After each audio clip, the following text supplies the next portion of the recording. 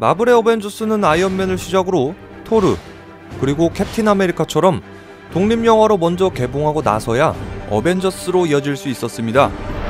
이런 전략 덕분에 마블 영화는 그야말로 초대박을 쳤죠. 그런데 이제 마블은 또 하나의 어벤져스를 내놓으려고 하고 있습니다. 바로 디펜더스죠. 디펜더스는 마블 시네마틱 유니버스하고 같은 세계관을 공유하는 드라마 버전의 어벤져스라 할 수 있습니다. 제작 방식도 어벤져스하고 거의 비슷하죠. 제일 먼저 공개된 데어데블은 시청자들과 팬들, 그리고 평론가들까지도 천사일색이었습니다.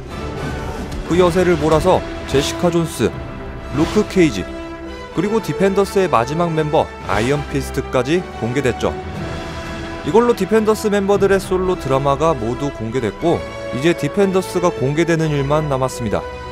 아직 디펜더스는 예고 영상 하나하고 몇 장의 사진밖에 공개되지 않았지만, 지금까지 공개된 4편의 드라마들을 단서로 디펜더스에선 어떤 내용들이 이어질지 그 떡밥을 풀어보도록 하겠습니다.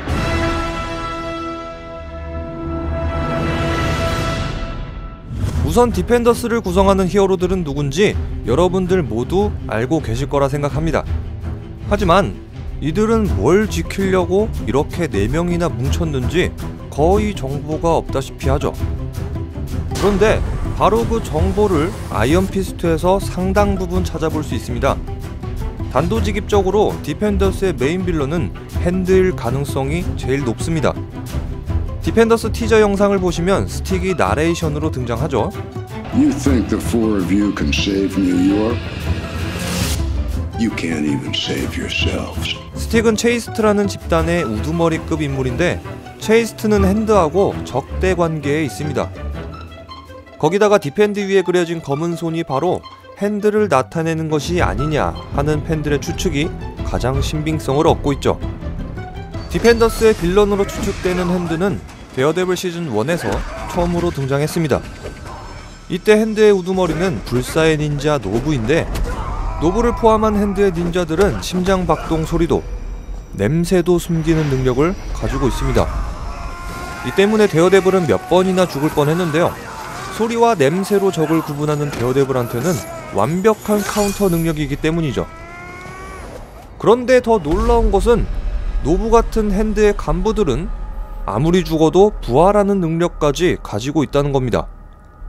본인 능력을 카운터치는 최악의 빌런이 죽지도 않고 다시 살아난다면, 야, 이건 정말 답이 없는 수준이죠. 그런데 핸드는 얼마 전에 공개된 아이언 피스트에서 아예 메인 빌런으로 등장합니다. 그리고 아이언 피스트에선 핸드에 대해서도, 그리고 디펜더스에 대해서도 중요한 떡밥들이 여럿 나옵니다. 아이언 피스트의 의미심장한 대사, It is my duty to destroy the hand. And this is something you can do. You can destroy the hand. I am the only one who can do it. 그리고 쿨룬을 지키고 핸드를 제거하는 아이언 피스트의 사명으로 미뤄봐서는 디펜더스가 핸드를 상대할 때는 아이언 피스트가 가장 중요한 역할을 맡을 것으로 예상됩니다. 왜 그만이 핸드를 없앨 수 있는 수단인지 아직까진 밝혀지진 않았지만, 디펜더스에선 그 이유를 알 수 있겠죠. 아이언 피스트에선 핸드의 소생술에 대해서도 중요한 정보를 얻을 수 있습니다. 부활하면 할수록 인간적인 모습이 없어지면서 충동과 폭력성이 짙어지고 죽음에 무감각해지고 결국엔 그와 가까운 사람들이 죽어나간다는 거죠. 하지만 아직까지는 어떻게 사람을 되살리는지에 대해선 알 수 없는데요. 그 비밀 역시 디펜더스에서 밝혀질 겁니다. 아이언 피스트는 디펜더스 공개 직전에 선보이는 드라마인 만큼 MCU 드라마에서 정말 중요한 역할을 맡고 있습니다. 바로 디펜더스의 빌런을 규모 면에서도 파워와 능력 면에서도 슈퍼 강력하게 만드는 프로젝트죠. 먼저 아이언 피스트에서 핸드의 규모는 예전보다 훨씬 더 거대해졌습니다. 한 에피소드에서 마담 가오는 아이언 피스트와의 대결을 준비하면서 한국, 러시아, 그리고 일본까지 세계 각지에서 챔피언들을 소집하죠. 여기에 마담 가오의 마약 제조 시설은 중국에 있고요. 핸드가 세계 곳곳에 거점을 두고 있다는 것은 그만큼 그 규모가 세계적이라는 것을 가늠할 수 있겠죠. 자, 그런데 러시아, 한국, 일본에서 불러들인 챔피언들은 오직 마담 가오가 부른 사람들입니다. 아이언피스트에선 여기에 더해서 또 다른 분파의 핸드까지 등장했습니다. 바로 바쿠토가 다스리는 핸드죠. 그런데 말이죠, 데어데블에 등장했던 노부까지 또 다른 분파였다면 벌써 3개 분파의 핸드가 등장한 겁니다.